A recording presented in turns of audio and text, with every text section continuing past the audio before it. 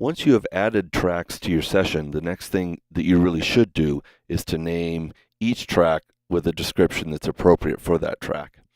A lot of assignments that I see students turn in, their tracks look just like this, which is by default how they appear, the name of the track and then a number after them when you add tracks in Pro Tools.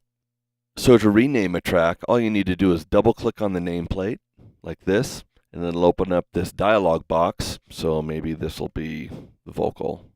You can do this in either the mix or the edit window. So maybe vocal 2.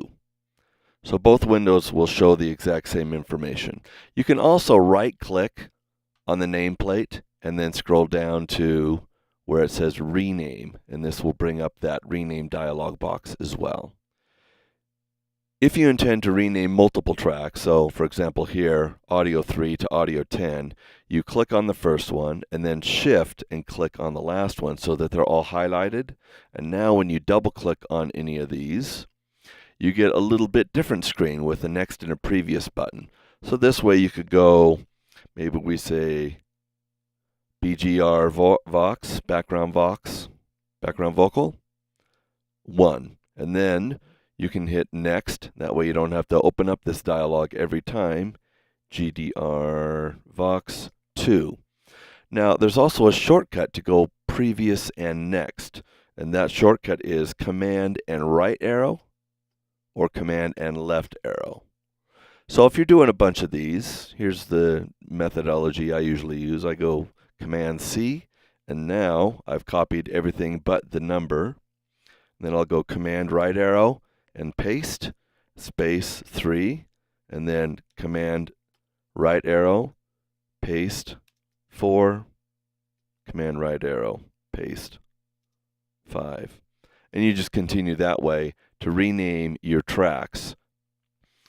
When you want to delete a track, a few things you need to understand. If you have a bunch of audio, let's say you've recorded a bunch of audio and you have something like this, you can see here's all the audio over here in the clips list, which is in this side column.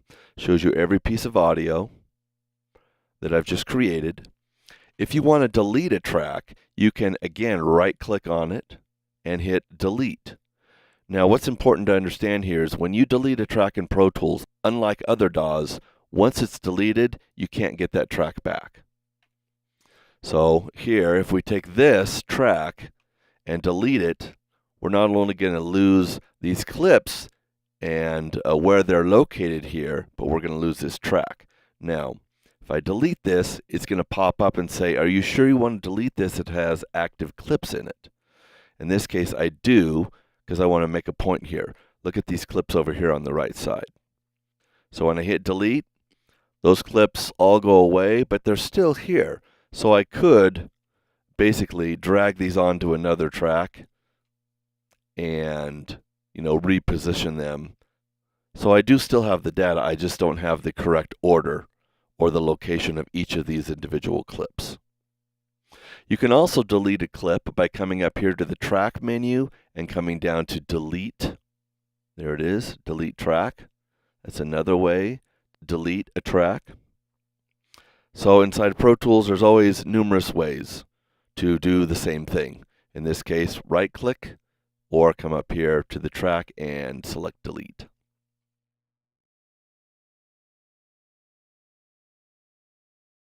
There are two specific cursors in Pro Tools. One is called the playback cursor, the other is called the edit cursor.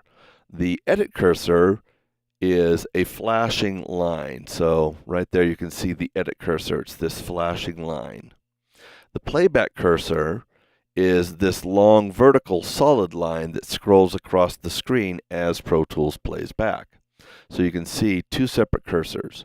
For this course, we leave the playback cursor and the edit cursor linked together, and we do that with this button right here.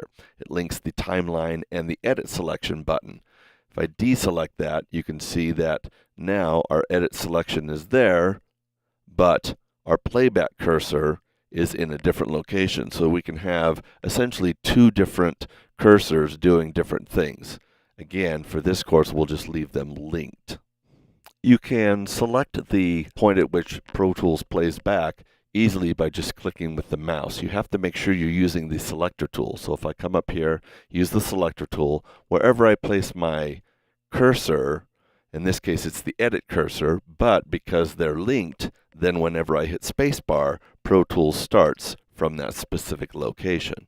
If you're using the Smart tool, which I normally do, you have to make sure that when you are designating the point at which you want Pro Tools to start, that you are above the center line of a particular track. If you're below the center line, you'll have the grabber tool, and then you're not able to drop that cursor where it needs to be. So make sure it's always the selector tool, and you'll get the selector tool with the Smart tool enabled if you are above the center line of any track. If you have another tool enabled, so for example, the grabber tool, and you're working on something specifically, you can't make a selection down here to place your cursor because remember, it needs to be the selector tool. However, if you move up into the time rulers, you'll see now it turns into a selector tool. So again, if you're using any of the other tools, you won't be able to place your cursor, but you can come up here into the tool line and place your cursor.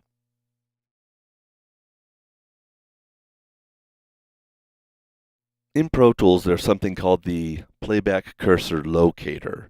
What that is a small blue triangle that either appears right here or over here when the cursor has scrolled off of the screen.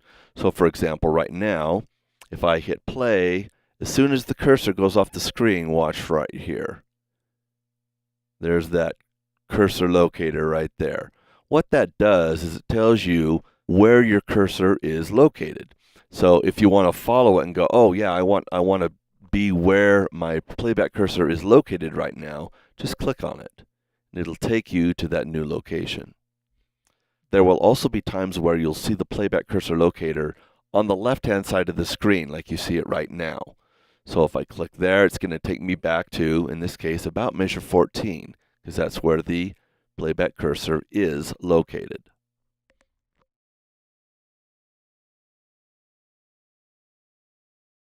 Let's look at some of the scrolling options that are available here in the edit window. So scrolling options are something you can turn on or off. So again, they will be under the options menu, edit window scrolling. Now you can see there are 4 options here: no scrolling, after playback, page, and continuous. So no scrolling is what I've got selected now, and that's basically just what it says. So wherever I place my cursor, once it gets off the screen, Pro Tools does not scroll and follow it. Another option is page. I use this one quite a bit as well. If I zoom in, you can see what happens. As soon as it scrolls off the page or tries to scroll off the page, the background is repositioned, so the cursor never leaves. So the cursor is always visible when you are scrolling using page. The next one will scroll and then stop after you play back.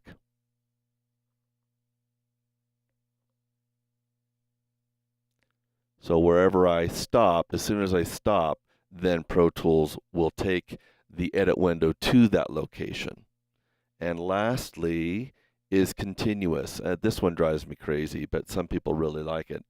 And it keeps your playback cursor dead center on the screen and scrolls the background behind. So again, your scrolling options are under the options menu and edit window scrolling. And if you have page selected, for example, and you zoom way in, so let's do this. You can see how it's scrolling. But if I keep zooming in, the scrolling gets so fast that it just stops at some point in time. So, it's not operating incorrectly. It's just the scrolling is so fast it deems, I guess, that it's not usable. So if you have that happen, just make sure you back out of your zoom level on your edit window.